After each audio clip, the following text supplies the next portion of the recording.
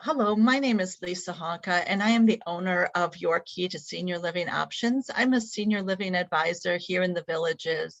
And throughout the pandemic and now after the pandemic, we have been inviting experts onto my Zoom show every other Thursday. And lucky for us, we are joined by Rose Lang, who has a program now called Aware in Care. And she is now one of the ambassadors of the Parkinson's Foundation. A few weeks ago, Rose invited me to her support group, and I learned about this amazing program. And I thought it would be great for those families who have a loved one who has Parkinson's to learn more about the Aware in Care program. And so we've invited Rose onto the show today to give us an overview of the program. And I also thought, Rose, it might be a good time for us to understand a little bit more about you, how you got involved with the Parkinson's Foundation, and how you came about learning about Aware in Care and how you see it working for families. So again, Rose, thank you so much for joining us. We are going to have questions at the end. And if anybody is interested in putting in questions, there is a chat box at the bottom, and we will read those questions as they come up. So again, Rose, thanks for joining us, and we're looking forward to hearing all about the program. Hey, thank you, Lisa. I'm delighted that you've invited me to participate in the podcast today, because one of the most important things that we are challenged with is to increase awareness of Parkinson's throughout our community. Personally, my husband and I moved to the Villages about 6 years ago. And prior to that time, I was professionally a pharmacist.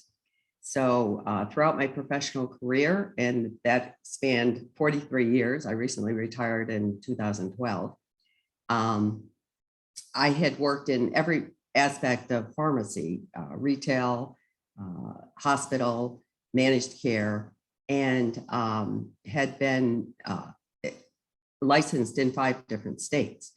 In the last 26 years, actually, I was involved in managed care with various management executive level positions. So healthcare has always been near and dear to my heart, of course. My husband was diagnosed with Parkinson's in 2008.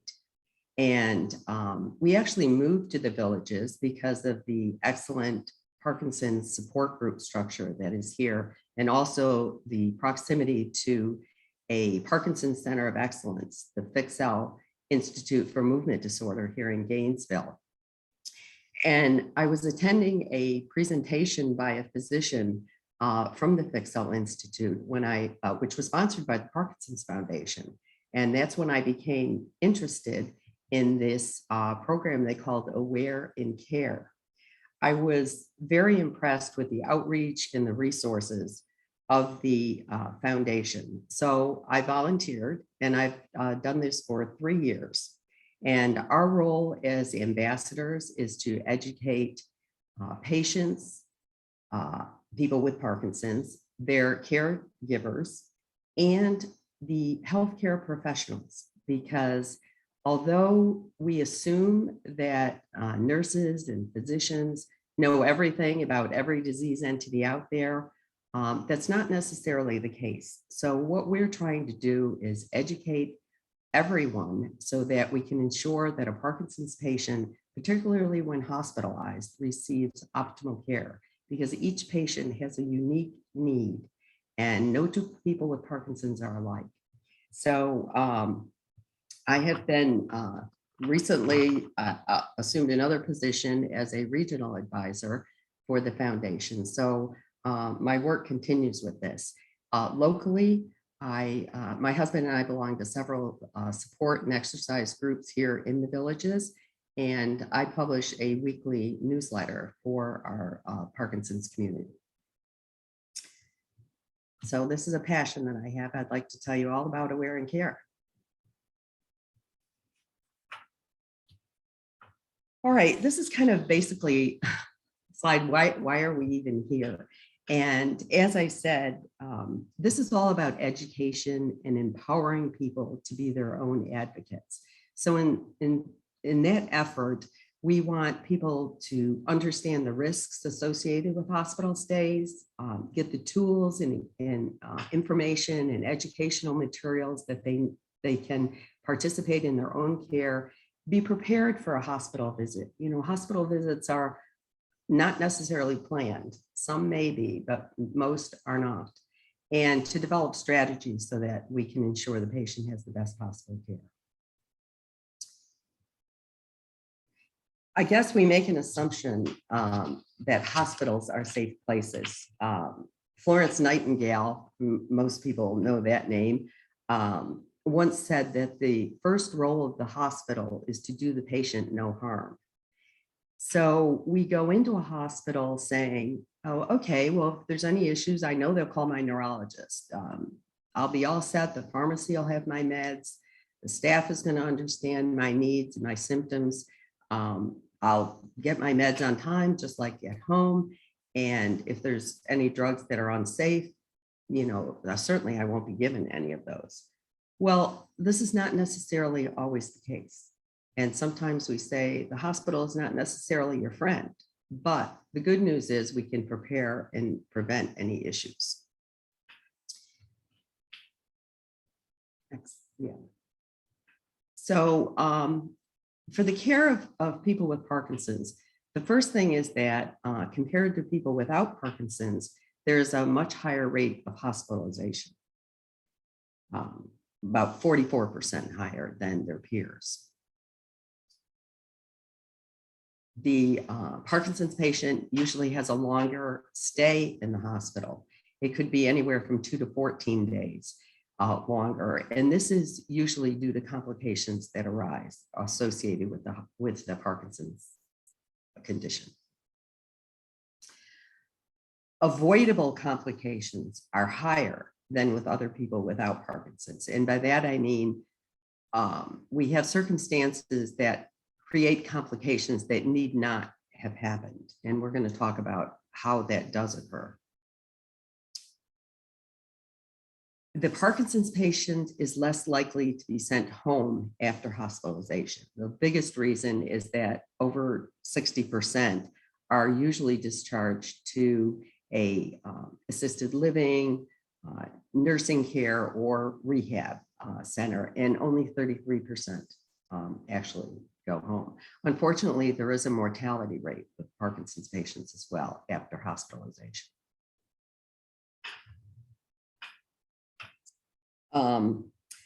You know, so many people, we focus a lot on Alzheimer's and rightfully so, but there are more than 1 million people in the United States with Parkinson's. And it is in fact the fastest growing neurological disorder and second most common after Alzheimer's. So there has to be more focus on this disease entity. So if you imagine it, it's hard to think, oh, 1 million people, but if you imagine there's 12 people with Parkinson's, 4 of them will be hospitalized this year. Of those 4, 3 will not get the right medicine on time. And we're going to talk a little bit about in the next slide what that means. And of those 3, 2 will have complications as a result. So when you think 1 out of 6 are going to create avoidable complications simply because the staff or the hospital protocols and procedures are not built around the actual needs of a Parkinson's patient. So let's talk about the medication issue. And of course, having been a hospital pharmacist myself, I can totally relate to all of these situations. The first thing is that we miss the fact that there are these medications that are required. That can be for several reasons. Most patients are going to be admitted to an ER or to the hospital, not presenting Parkinson's issues, but for some other reason, a heart attack, an ulcer, a broken leg, whatever it is. And sometimes it's just overlooked that this person has Parkinson's. This is why it's so important to have an advocate for the Parkinson's patient. Sometimes the medical records don't pick up that the patient has Parkinson's. So that's the first thing. Second is that the medication is omitted.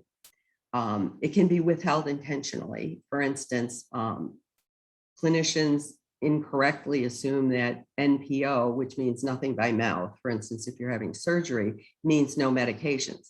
This is not true for the Parkinson's patient. They can take their Parkinson's meds with a small sip of water right up to before surgery. The second thing is it's very common for a Parkinson's patient to have difficulty swallowing. So the assumption is, well, the patient has difficulty swallowing, we won't give them any meds. Again, this can be overcome with medications that dissolve, or some medications can be crushed and administered with a nasogastric tube. Medications are delayed. This is one of the biggest issues for the Parkinson's patient. And by that, we mean that they're not distributed on the same time schedule as the home schedule. This becomes very critical for the patient because the distance, the time between doses could be as small as 3 hours. So the patient has the benefit of the medication and then it starts to wear off. It's very critical that they get the next dose on time. In most hospitals, they're set up with a set schedule to administer meds. Maybe it's 6, 10, 2, and 6, whatever. And then their definition of on time happens to be an hour one way or the other. Well, this simply doesn't work for the Parkinson's patient. It's necessary for them to be on a schedule that is required for them uniquely and to maintain that despite whatever other schedules are available in the hospital. And the last thing is the a distribution of medication other than what is normally taken by the patient.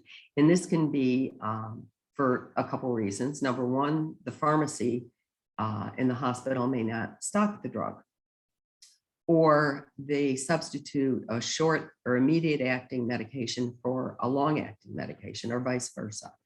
And then lastly, the generic versus trade substitutions. Okay.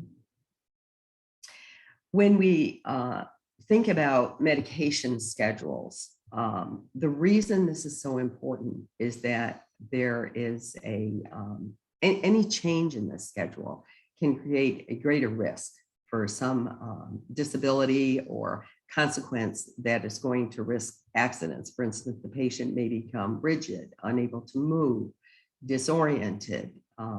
So falls can result, or actually there can be life-threatening situations. And we try to think of it as the patient who requires their Parkinson's meds is the same as the diabetic who requires insulin, and that need is just as great.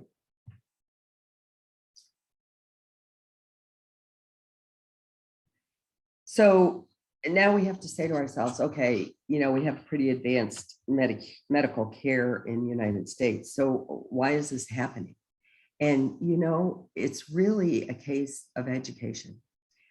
There's a lack of awareness of the critical importance of the Parkinson's medication timing for that patient. There's a lack of awareness that a poorly managed Parkinson's patient can develop confusion and other serious symptoms. And certainly their motor symptoms are diminished if they don't have their Parkinson's meds. And there's a lack of awareness that many common medications that are used throughout hospitals routinely for pain, nausea, depression, psychosis of some type are actually unsafe for people with Parkinson's, and they can make their conditions worse. So even the best hospitals, centers of excellence, whatever, have these challenges with regard to the uniqueness of this type of situation.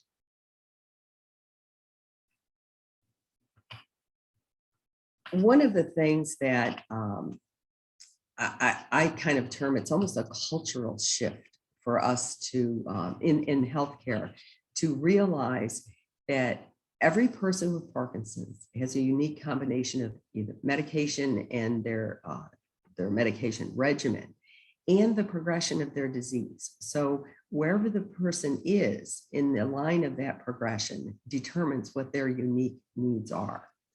And the person who has the Parkinson's really has the best knowledge of the disease and what they need, what their regimen is. But often, because of the nature of the disease, they're unable to communicate this. And especially the patient might be unconscious when they come into the hospital. Let's face that. So once again, need for an advocate. The care partner can substitute that unique knowledge and be the advocate for the Parkinson's patient. And it's the Aware and Care hospital kit and the materials that can help them to have the tools they need from the time they're admitted to the hospital to when they're discharged.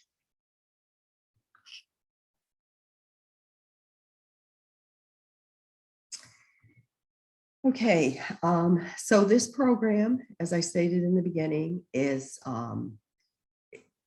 far-reaching. It's not only for the person with Parkinson, it's for their care partner, for their family members, for healthcare providers, and for hospital staff.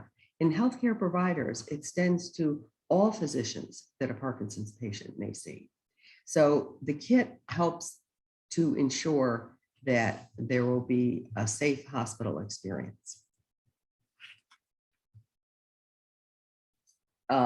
So the Parkinson's Foundation has a helpline, and I talked about it a little bit later in the presentation, and it's an 800 number that anyone can call in. And there's been so many testimonials from patients of the success of using the Aware and Care kit and how it has really changed their hospital experience. Sometimes, the doctor was going to give me Haldol, and I looked on the information sheet and it said that a patient shouldn't have that medication. Or the fact that the hospital stay was made more successful because with the information that was provided, nurses were maybe for the first time aware of the importance of meds being on time. So these are real experiences that people provide testimonial to. So we know that the kit works.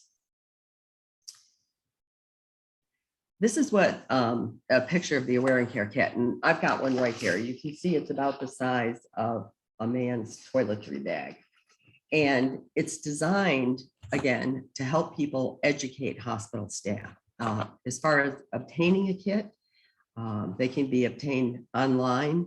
The Aware and Care kit actually is free. There is a shipping charge involved. The foundation has distributed over 100,000 of these kits. And if the person it just wants the information, that can be downloaded and printed, or they can receive an Aware and Care packet, which would have the same information. The only thing the packet doesn't include is there's a medical alert bracelet in the kit, a little medical alert bracelet, and a magnet that is in the kit when you receive it. And this magnet is used when the patient is in the hospital to put up on the whiteboard, and it says simply, I need my Parkinson's medications on time, every time. So there is a website here that you can download, and I think Lisa can make that available when the information is sent out. Okay. Now, what's in the kit and why is it so important? One of the most important things in the kit is what we call the nurse tear-off sheets. And this is simply a padded sheet, padded sheets that you can easily tear off. They're printed on both sides, and it contains very important information about Parkinson's in general. Talks about critical care conditions, what medications to avoid, what are some of the symptoms of the patient with Parkinson's, what are the common meds that they take. And let's face it, it's impossible for any health professional to be an expert on all disease conditions. So this is very, very helpful. And it's a very easy thing to distribute. It's a case of tearing off a sheet to everyone that the patient comes in contact with and saying, hey, here's some information from the Parkinson's Foundation that you may find helpful in taking care of my spouse or my partner. So that's the most important thing in the kit.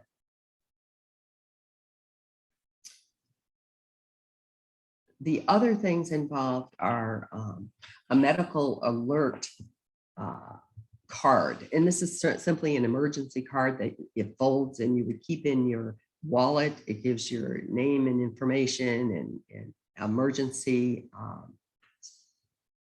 contacts for the patient.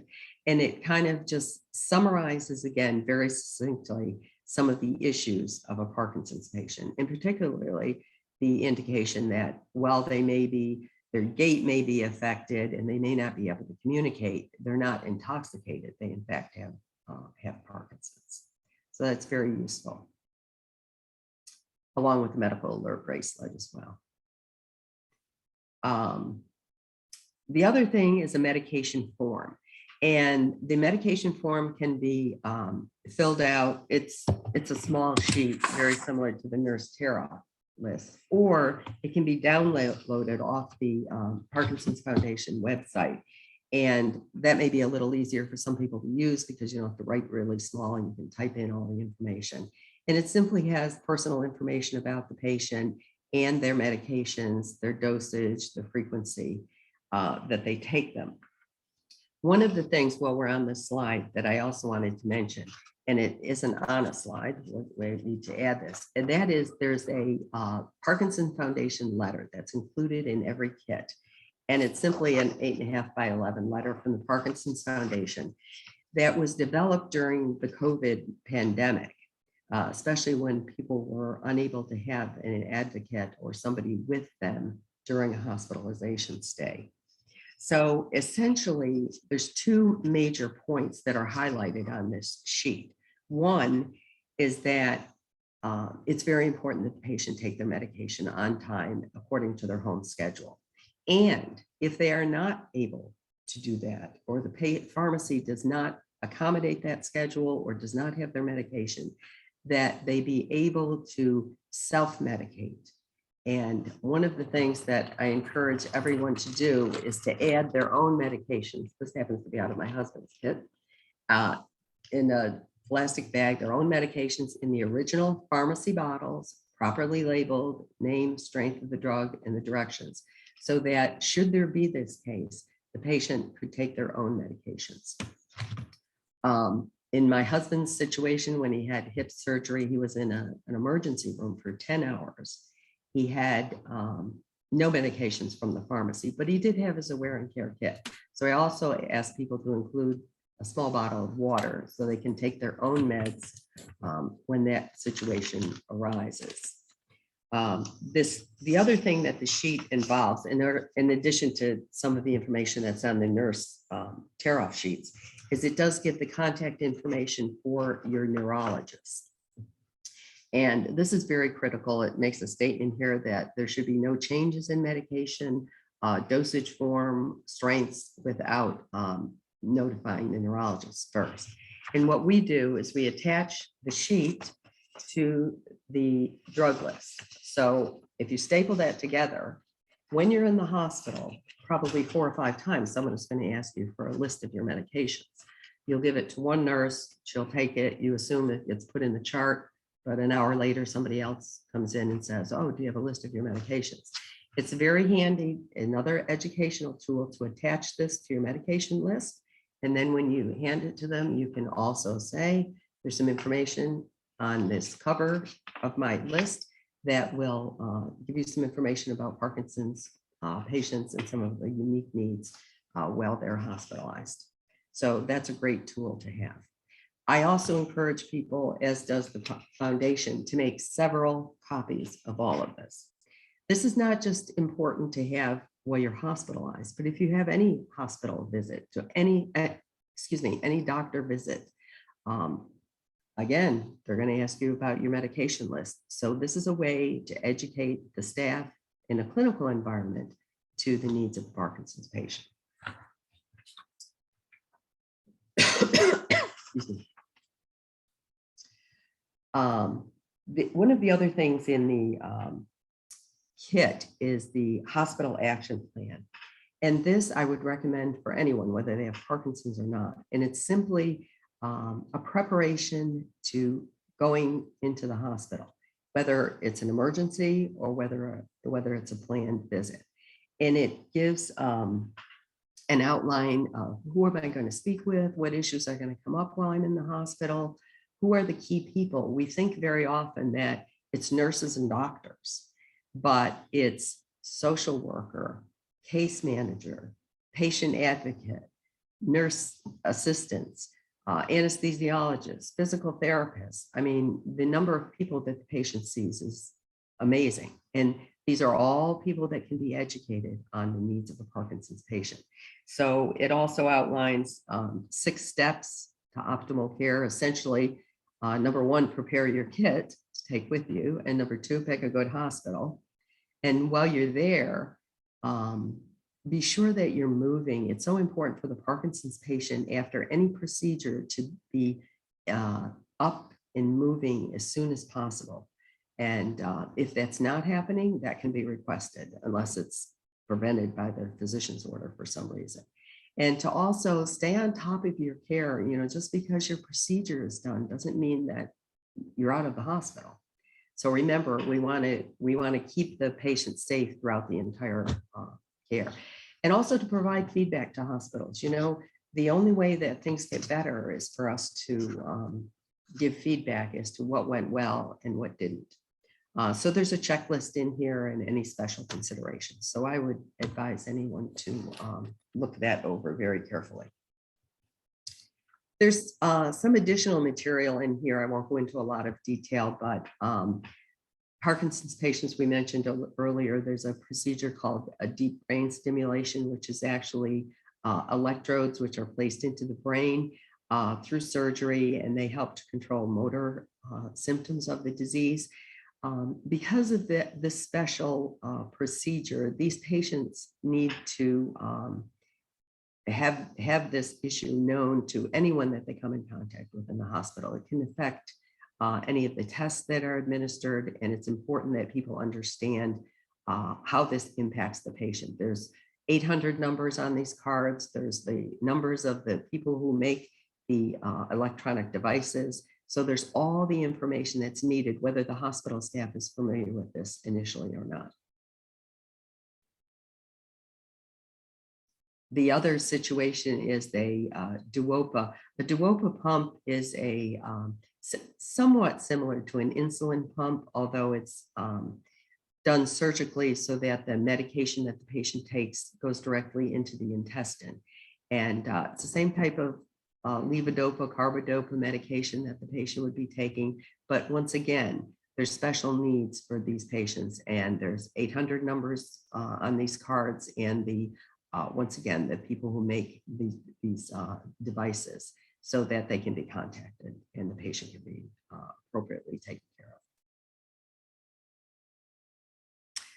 So I guess kind of in summary, there's a hospital initiative that the Parkinson's Foundation undertakes, and it's actually kind of two-pronged here. First, the aware and care, and that involves the kits and the ambassadors who are helping to spread the word about this, if you will.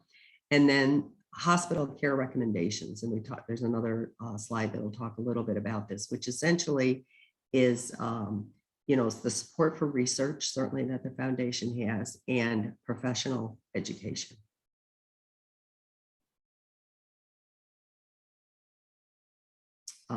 Aware and care ambassadors, like myself, we work directly with the foundation. We're in contact on a regular basis. Our job is to share the kit throughout the community and to create connections with hospitals and other entities that are servicing healthcare needs of a Parkinson's patient throughout the community. People like Lisa, who help us out to help us to get the word out. So we're typically found at any educational programs, lead support groups, or provide programs for support group meetings, certainly advocating in community hospitals, and also with neurologists, because ideally a patient would see a movement disorder specialist, but they may also just see a neurologist who isn't a specialist in Parkinson's and may need materials to provide for their patients.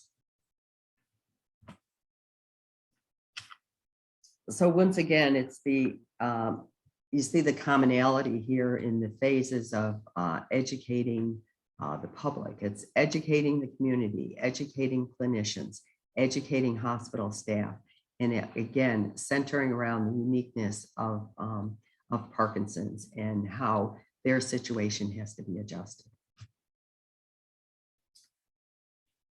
There's several resources that the foundation has.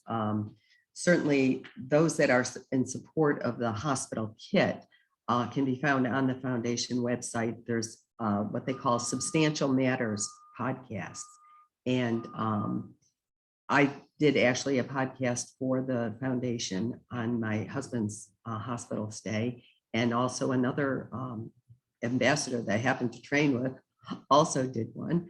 And many of our ambassadors are Parkinson's patients themselves.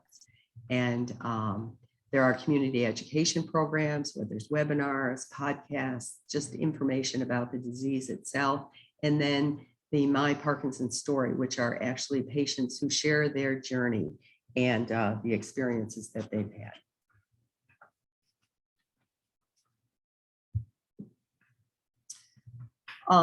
There's a new program that's just been released from the Parkinson's Foundation, and it's been well over 2 years in the making. And it's a hospital care recommendation. And this slide is far too small for you to read, so I just wanted to tell you a little about it. But this is aimed specifically at clinicians and at hospital administrators. And the report that is provided highlights the challenges and the risks involved in healthcare for Parkinson's patients, and also provides recommendations for clinics and hospitals so that they can change excuse me, their procedures and protocols to accommodate that. And essentially, we talk about the same challenges that we've covered in this presentation: the medication management for the patient, the clinical complications that can result, and the lack of care standards based simply on the fact that people don't understand the unique needs of the Parkinson's patient. So in this report, they provide some suggestions as to how they can improve the clinical situation, what they can do to standardize their processes, use technical reporting more effectively and efficiently so that a patient is designated as a Parkinson's patient as soon as they hit the door, and how to promote education and actually transform the culture of healthcare.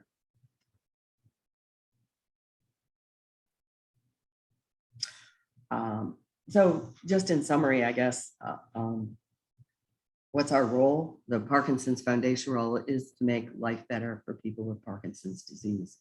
And I guess everything that is done, the support for research, the educational programs, the community outreach, raising funds for research to continue, are all connected. And there's a huge global Parkinson's community. I think worldwide there's some 65 million people, 6.5 million people that are affected by Parkinson's. So it's a huge healthcare need in our day and age. And again, there's the number for the Parkinson's Foundation Helpline.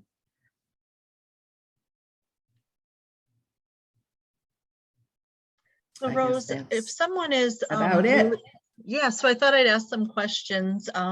So Rose, if someone was newly diagnosed with Parkinson's and they're living here in the Villages, so let's start with just here, right? Because again, we have people here in the Villages whose loved one lives all over the place, right? Parents might still live up north. So let's start with, again, somebody who finds out that their loved one has been diagnosed and they actually live here in the Villages. Where do they start with getting support and knowledge? Where do you suggest someone begin their journey once they've been diagnosed? Well, there's several suggestions that have been offered by the foundation, by Michael J. Fox. They call it, you know, the path for the newly diagnosed patients. And the very first thing that I would suggest is to get excellent medical care. Now, here in the Villages, we're very fortunate to have the Fixell Institute in Gainesville, which is part of the University of Florida and is considered a Parkinson's Center of Excellence. My recommendation is a patient be seen by a movement disorder specialist who is a neurologist who has additional training in Parkinson's and movement disorder. The second thing is education. I mean, you have to understand the disease. I think a newly diagnosed patient can be easily overwhelmed when they consider Parkinson's. But it's important to be informed so that you can make informed decisions along the line as those develop. Next, I would say to develop a support group network. Now, support can come in various different ways, and everybody isn't ready to attend a support group meeting, perhaps. But there's information online. There's several national websites. There's webinars. There's YouTube. There's a lot of things that you can do to get a support group. Of course, in person, I think is one of the best things because it's so important for the Parkinson's patient to socialize and communicate. The physician that the patient chooses can help to coordinate their support care with physical therapists and occupational therapists, speech therapists, so that those programs can be started appropriately early enough so that the patient doesn't get to the point where they're in drastic need of those types of support. Exercise, that's something that the patient can do on their own and is critical. Movement is important for the Parkinson's patient. And, you know, they always say, well, what's the best exercise? And the answer is the one that you do and the one that you enjoy and like, because most exercises are going to be helpful for the Parkinson's patient. Again, some caution has to be exerted with that. If the person decides to join a gym, you know, what is their balance? Are they able to, you know, be independent? Do they need some assistance? So a physician can also guide the patient with regard to that. You know, eating healthy is always a big deal. And I guess maybe understanding that because they have Parkinson's, they're unique in the sense that their situation is going to be different. You know, everybody, you know, you see a person with Parkinson's and you've seen one person with Parkinson's. And the Davis Finney, who was an Olympic cyclist and a Tour de France champion, was diagnosed with Parkinson's, and he formed this Davis Finney Foundation. And his quote was, you know, I can't change the fact that I have Parkinson's, but I can change the way that I live with Parkinson's so that I can live well. And I think that's an important message for newly diagnosed patients to have. I also understand that you have a newsletter that helps Yes. educate people. Can you tell us a little bit about that and what kind of things you include in that, and then how people can get on your list, right? Because I think it's just a brilliant piece of literature that people are just constantly getting. And again, you're such an educator. You're educating people on so many different topics. So can you tell people how to get involved with that and get Sure. that sent to them? Yeah, certainly. Lisa can make available my contact information for online to reach me directly. My email, which is RELRX1, which is the numeral 1, at AOL.com. And the newsletter kind of got developed as a means of communication with our support group members. You know, at first it was to just let you know when there's going to be a meeting or whatever. But I found the more I dealt with the Aware and Care program and I met people with Parkinson's, they are kind of overwhelmed and like, where do I go? Where do I find information? There's a lot of information out there. So what I try to do is I send out a newsletter once a week. And in the newsletter, I highlight information that I have researched off of the internet or received from the many Parkinson's organizations that are out there about different topics of interest. It might be gait and balance. It might be why nutrition is important.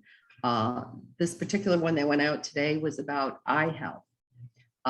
What are the unique eye situations, vision problems that Parkinson's patients have? And I try to highlight this information, give the references and links so that people can read more if they choose to. but at least give them a taste of it so they can mention it to their doctor. We talk about why exercise is important, aerobic exercise, what does that do for us? So we try to get every topic, even topics that people don't always want to talk about. Every once in a while, I feature a pharmacist corner, which may talk about a particular drug or a medication. So we try to vary it, and everything is not for everybody. So like I say, if you don't see something this week that interests you, tune in next week. You may find something that's helpful. So at least it creates an awareness, and it eliminates that research that the individual person has to do. That's great. Do you find that when people are hospitalized, they're a little bit timid to perhaps talk to the medical staff? You know, they're having their medical event, they're a little compromised, they're frightened. And, you know, people sometimes are a little concerned about, again, going up against authority or somebody with, you know, some control. And so here they are saying, you know, I need you to look at this, or, you know, be aware of that. And sometimes people are a little bit timid, don't you think? And how do they get over that? Because again, you know, it's good to have an advocate, but sometimes people are profoundly alone in that minute, right? We don't always get to go with our loved one throughout the whole journey. And how do you think do you think people can get over that fear of saying, you know, I want to show you this med list, my do's and my don'ts, and can I pull out my own medication? How do you think people have to kind of get over that, or way to get over that? Any suggestions? Well, that is the challenge of the Aware and Care ambassadors. And I think I get asked this question a lot because, you know, I've had this experience with my husband in the hospital, and we've had to address these problems. And people say to me, well, it's easy for you because you've got a medical background and you're comfortable talking to doctors.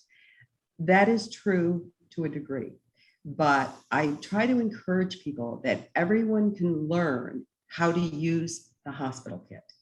If we think about it, this is the beauty of the kit, that you don't have to be an expert to be able to hand a piece of paper to someone. You don't have to, we don't think of it as, oh, I'm trying to tell you how to do your job. We think of it as sharing information and increasing people's awareness. And certainly, as I mentioned, when this is important for the patient and the advocate both to be educated. Now, sometimes the patient is not able either to communicate or may not even be conscious, but there are times when the advocate isn't there and the patient needs to be aware. So reading the literature, not just knowing there's a nurse information sheet, but the patient reads the information sheet, absorb that, know what applies to you particularly. Is your medication listed on there? What are the issues that you may have? We, on the nurse list, we list, 8 or 10 symptoms of a Parkinson's patient. You may not have those symptoms. What do you have? What can you particularly point out?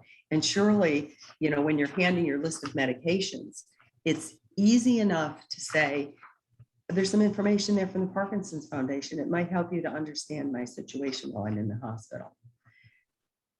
Memorize it, practice saying that, just develop the confidence. And I think if the patient uses the kit repeatedly, not just says, oh, I've got this kit here, so if I ever go to the hospital, I'll take it with me. No, take that kit with you to every doctor's appointment that you go to. Practice handing that out to the nurse at the desk, or saying to the doctor, I have some information here. Can you see that?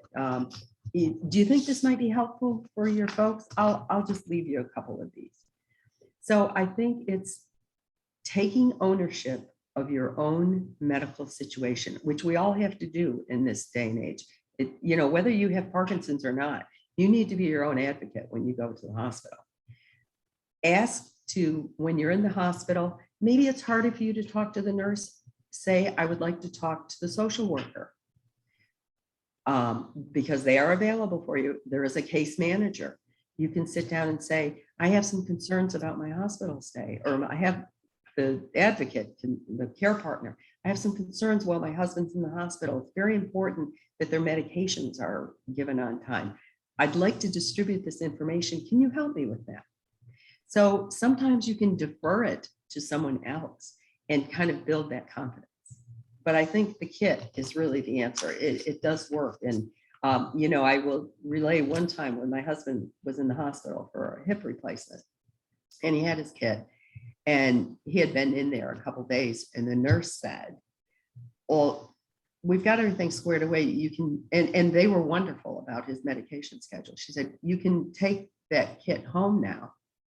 And I said, no, I'd rather leave it here right on the stand to remind you that my husband has Parkinson's and that he needs his medication always on time. She did not object. So That's nice. I think there are ways that you can build your own self-confidence. And certainly the Aware and Care ambassadors are available. We do local seminars for folks in a smaller setting than a support group meeting and help to educate. So we're here to help. That's great. Now, I know you mentioned taking the kit to the hospital and to doctor's offices. What other places do you suggest taking it? Do you think taking it to your pharmacy as well? Because again, pharmacist, I know when my husband was going through some treatments, we actually had some question about the drugs that he was taking and reactions to it. And they actually brought the pharmacist out and they sat with us and said, okay, what are your questions about this and that, and reactions to the medication and other side effects. And so do you think taking it to a pharmacist when you're getting your medications also helps to educate that branch of care? It's interesting you mentioned pharmacists, because I just yesterday had a communication with a continuing ed director from the College of Pharmacy that I went to. And I, as an ambassador, I said, I'm very involved with the foundation, and the Parkinson's Foundation has a lot of continuing ed programs for healthcare professionals that are online. And I was asking her, is there a way that I can make this information available to you so that you can disseminate it to alumni and other people that are still working and require continuing education? But let's get back first to how do we use the kit? My theory is don't leave home without it.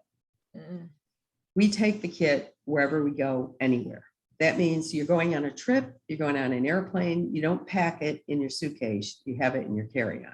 You don't know if you're going to break your leg in the airport, So don't leave home without it. Have your medications in it. Have it packed and ready to go, and be familiar what's in it. So not only do you have it then when you go to your other doctor's appointments, but ambulatory care. What if you're out and you need to go to the emergency room? You get stung by a bee or whatever.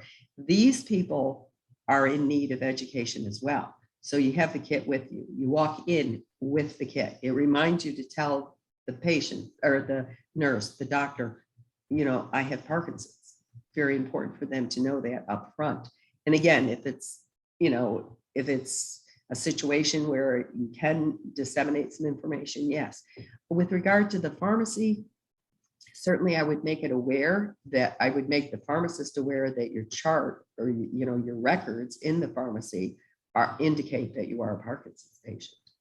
And you might ask when you get a new medication, they say, do you want to consult with the pharmacist? And you may say, you may think, well, my doctor told me this is for my blood pressure, so I guess I don't need to talk to anybody. You could take that opportunity to say, I would like to talk to the pharmacist. First of all, I'd like you to indicate that I have Parkinson's. And number two, this new medication I'm getting, is there any concerns that I should have? So I think there is an opportunity there.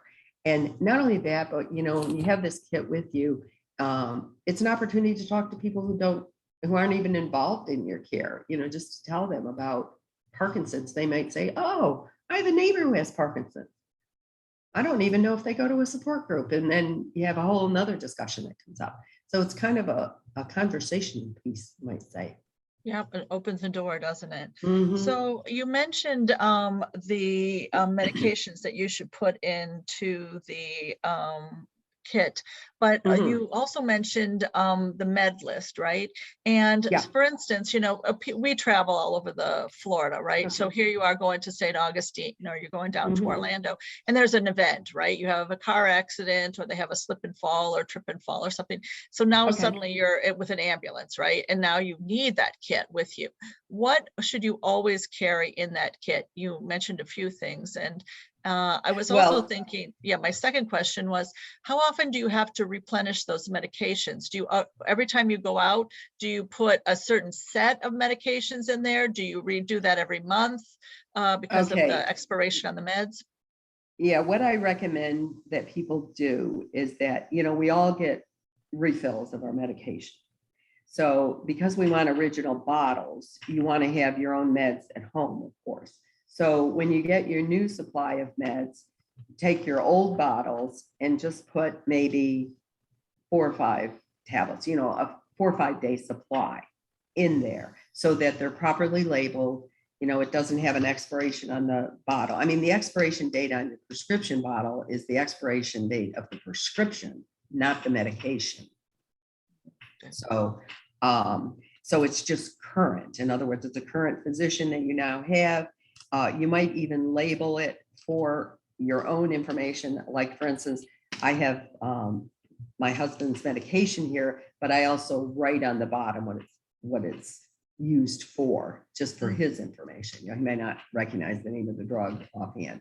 So it isn't necessary to have every single medication you take. I would say definitely your Parkinson's meds and any other thing that might be critical, like if you take a antidepressant or you take something because you have GERD or some digestive situation, something that you say, if I didn't have this for 3 days or 4 days, it would be important to me. Because I will tell you, even when you go into a hospital, the day that you go in is not necessarily the day that all the meds come to you, by the time they order what you need or whatever. So I would definitely have those in there. And like I said, you have a small supply and you can periodically, when you get your new order, which is probably every month or every 2 months, just switch them out. So no problem. And have the water in there. Well, we've certainly learned a great deal today. So thank you so much, Rose. And again, we're going to make sure that we have your information about the support groups, how to get one of these kits on our website. We're going to make sure that, again, anybody that we send to this podcast has the information. Gary, do you have any questions? I want to thank you also for joining. Do you want to unmute your microphone? Can you do that? Yeah, it's up in the corner. Thank you for I'd just joining like to us say that too. Rose is a wonderful mentor and she has a wealth of information. So I've Thank enjoyed you. meeting her this last 6 months and look forward to working with her in Central Florida. Yeah, she's amazing. I want to mention one other thing, and that is that it's really big news for us in the Parkinson's community is that there now, for the first time, has been introduced into Congress a national plan to end Parkinson's Act. And it was just introduced in Congress, in the House of Representatives in August, I believe, and in the Senate in September or July. It was in the House, and then in September in the Senate. And this is the first time there's been an effort to really dedicate government funding to the not just research for Parkinson's and finding a cure, but also to see that Parkinson's patients and people that are living with the disease have proper medical care and access to medical care. And it's a $52 billion industry in this nation. So this is huge for us, and we've encouraged everybody in the Parkinson's community to contact their representatives in support of this bill that hopefully will be passed this calendar year. That's great information. Wow, exciting things coming down the pike, right? So again, that's wonderful. Well, Rose, again, thank you so much for joining us. We at Your Key to Thank Senior you. Living Options have a few events coming up, so I just wanted to speak on those before we end. These are some events that I'm hosting. The average cost of moving to an assisted living, I'm going to be hosting that at Mission Oaks. And when is it time to consider a move to memory care and how to make that move? And that'll be on the 25th of this month. I'm also hosting, and I'm hoping that you'll be able to attend this VA event because we really want to talk about the aid and attendance benefits. So the VSO agents from the Pinellas Plaza are going to be coming and talking about the aid and attendance benefit that some of the veterans and their widows are perhaps applying for and how to get that benefit. And that's going to be at Dignity Celebration Center in Wildwood. Then I'm also going to be hosting, and I'm hoping you can be there as well with a table, Rose, the Caregiver Conference, and that's going to be at the Lady Lake Library, and that's in November. And we're hoping to really support those people who are the caregivers of those people that have anything from, again, cancer, Alzheimer's disease, Parkinson's. We really want to give those caregivers a roadmap to getting through surviving being a caregiver. As we know, 65% of caregivers actually pass away first. And so we really want to give them tools to stay safe, to navigate this journey. We want to give them, again, tips and perhaps support to figure out, again, where do they go when the pressure becomes too much as a caregiver. And then I'm also going to be doing some presentations at some churches in the area. We're going to start in November with the Villages Christian Church, and we're going to be talking about getting your ducks in a row, getting a plan before a crisis. Many people want to know, what do I need to have in my, just as you talked about your hospital kit, and that's an important thing, right? How do I get my ducks in a row, plan before the crisis? Me as a caregiver, how do I make sure that I have my 2 a.m. plan? If something happens to me as a caregiver, what is going to happen to my loved one, right? What is the plan for that loved one? So we're going to be talking about getting your ducks in a row and having a plan before a crisis. So again, these are some of the programs that I'm running through Your Key to Senior Living Options. All of them are free. We're hoping that we have great attendance at these events. And the whole goal, like you, is just education, right? You want to make sure that people are educated, that they feel confident in their journey, making sure that they keep their loved ones safe. And so we continue to try to educate the public and having a plan before the crisis instead of, we want them to be proactive, not reactive. All right. And we want them to be safe along their journey. So again, I want to thank you, Rose, for joining us. Gary, again, thank you so much for joining us. And I'm sure you're going to be great support to those families and loved ones that have Parkinson's and are affected by Parkinson's. So again, thank you both for joining us. And we're going to keep this information on our website, and definitely Rose, I hope in the future you'll come back and tell us the good news of the things that are happening with the Parkinson's families. And as again, they find research that helps people, I certainly want you to come back and talk to us about that. So again, thank you both for joining us, and I hope you stay safe. Have a great day. Thank you.